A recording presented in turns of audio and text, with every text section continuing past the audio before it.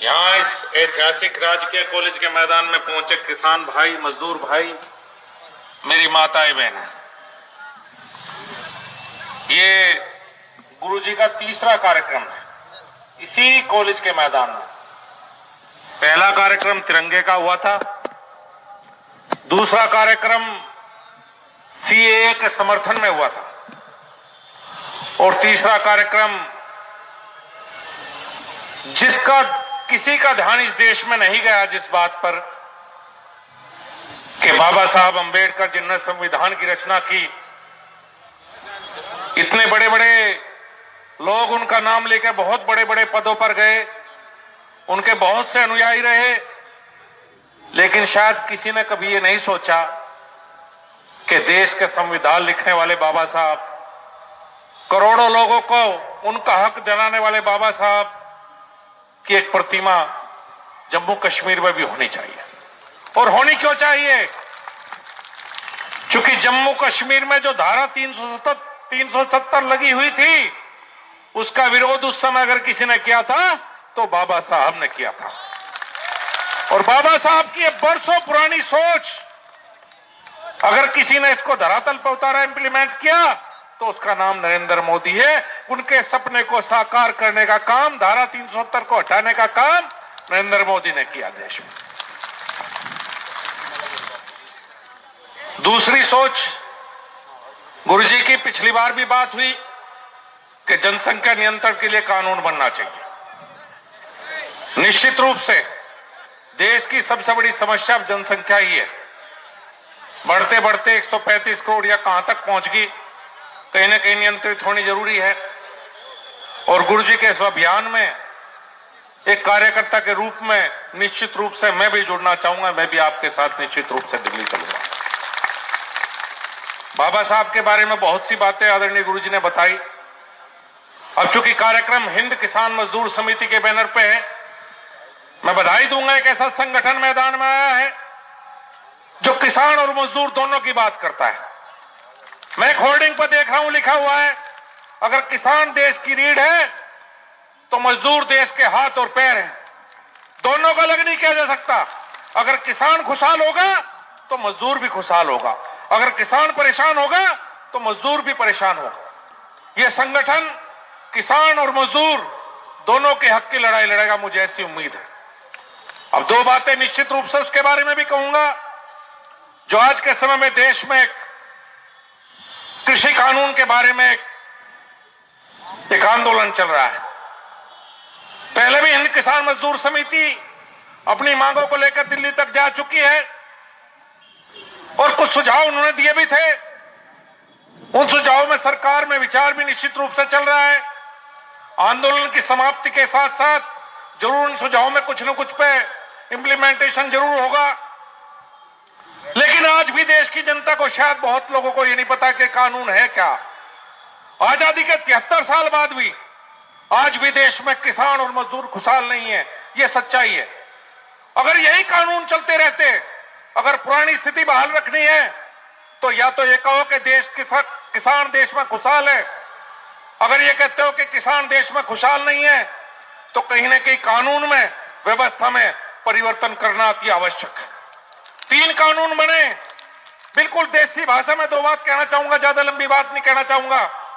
पहला कानून कहता है, और यह कानून की शुरुआत आज नहीं हुई, मैं अपने मीडिया के भाइयों को भी बताना चाहता हूं, उन्हें नहीं पता। आदरणीय गुरुजी 1968 में जब चौधरी चरण सिंह इस उत्तर प्रदेश के मुख्यमंत्री बने, उस समय मात्र 20% गन्ना शुगर मिल को जाता था।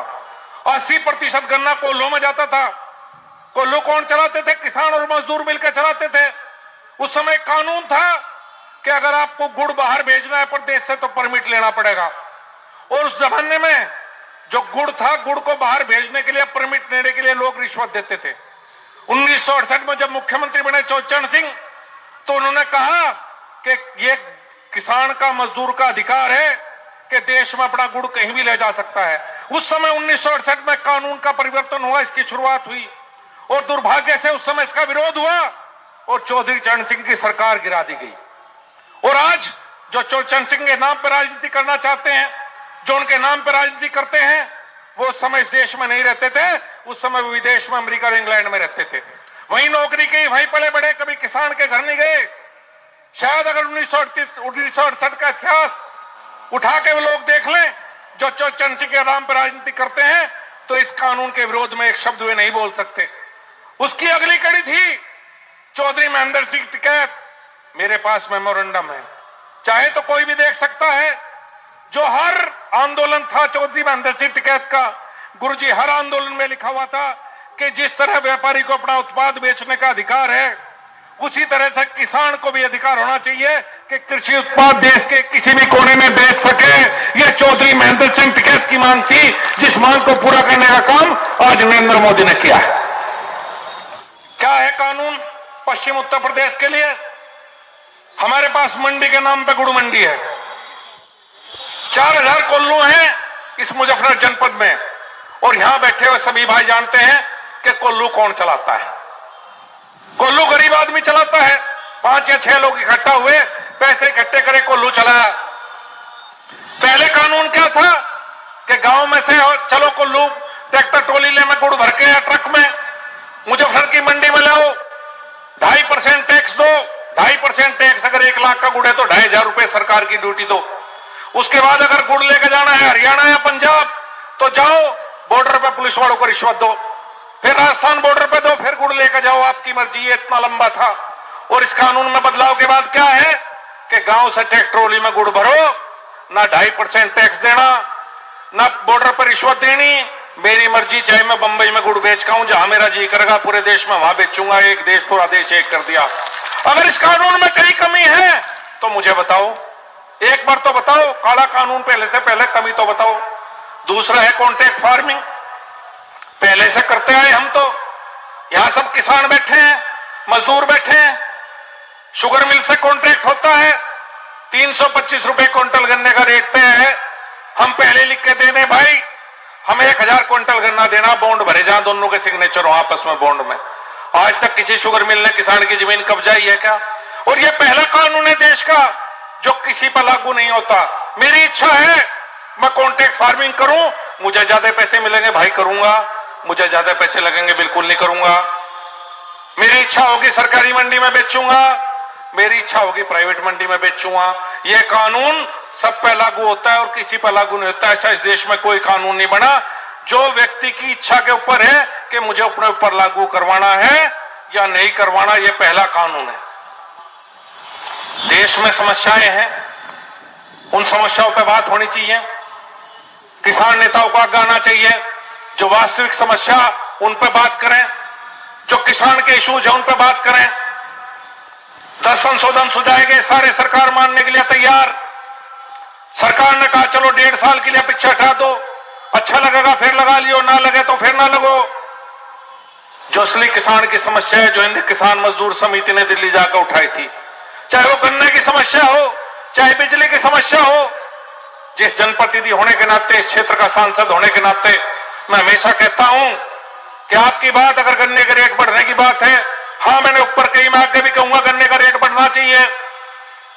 मैंने पहले भी कहा, मैं आज भी कहता हूं कि बिजली का रेट कम होने चाहिए, ट्यूबवेल के रेट कम होने चाहिए। किसानों को समस्या है, इन मुद्दों पर आओ, सरकार से बात करो, किसान के लिए कुछ बेहतर करवाओ। जो गुरुजी ने कहा, गुरुजी 2012 से पहले, 13 से पहले यही वो जनपद है कि जब उन जातियों में बैठे थे और इस उंगली की तरह अलग अलग थे, और हमारी उंगली तोड़ दी गई 2013 में इसी जनपद में। 2013 से जब हम इकट्ठे हुए, जो आपकी एक सोच है, जाति विहीन समाज, पूरा एक है हम लोग, जब हम इकट्ठा हुए तो ठीक चला। यही है जहां सीए में ऐसी हालात हुई शहर में। मैं ज्यादा नहीं कहता, लेकिन मैं एकमात्र सांसद था जो उस दिन भी सड़कों पर था जब सीए में मेरे शहर को जलाने की साजिश की जाती रही थी। जब यहां लोग सड़कों पर दंगाई घूम रहे थे तो मैं आपके बीच में था, मैं शिव चौक पर था, मैं कहीं बाहर नहीं गया। मैं हमेशा आपके बीच में हूं। जो आंदोलन करने वाले किसान हैं वो भी हमारे अपने हैं। इस सरकार को बनाने में किसान और मजदूर की मेहनत है। मोदी जी हमेशा किसान और मजदूर के हित की सोचते हैं। और जो एक अफवाहें फैलाई जा रही हैं कि किसान की जमीन छीन ली जाएगी, जिस दिन इस देश में एक किसान की जमीन भी उद्योगपति को छीन लेगा, संजीव बालियान पहला व्यक्ति होगा जो अपने पद से इस्तीफा देकर अपने गांव में वापस होगा। किसी की हिम्मत नहीं है कि इस देश में किसान की जमीन को छीन सके। ये भ्रम मत फैलाइए बिल्कुल भी। किसान के मुद्दों पर बात कीजिए, अपनी बात रखिए। ये सरकार चाहती है किसान के लिए कुछ बेहतर हो, कानून व्यवस्था बेहतर हो। इस उत्तर प्रदेश को हमें अच्छा प्रदेश बनाना है। इस मुजफ्फरनगर में बड़े दिनों बाद शांति आई है। मेरी सभी किसान भाइयों से अपील है, जो आंदोलन में है उनसे भी अपील है, उनका भी सरकार बनाने में योगदान है। भाइयों, बहुत लंबा हो गया, 100 दिन का आंदोलन हो चुका। सरकार सम्मान के तहत आपसे बात करना चाहती है, सरकार आपसे झुककर बात करना चाहती है। आपकी बनाई हुई सरकार है, आइए मुद्दों पे बात कीजिए। अगर कहीं काला कोई कानून में काला कोई शब्द है तो हमें दिखाइए, उस काले शब्द को फाड़ के हम फेंक देंगे। जो एक किसान की इच्छा हो सर्वोपरि हम पूरी करेंगे। गुरुजी, आज इस मंच के माध्यम से सबसे निवेदन करता हूं और आपको बहुत बहुत धन्यवाद करता हूं। आपने भी मेरी सोच बदली है। एक जाति विहीन समाज की जो सोच आपने दी है, उस सोच को मैं मानने लगा हूं। और जब भी मजबूत होंगे जब जाति शब्द हटेगा। इसका इस्तेमाल सब लोग अपने अपने फायदे के लिए करते हैं। जाति विहीन समाज की जो आपकी कल्पना है, उसमें मैं भी एक कार्यकर्ता के रूप में काम करूंगा।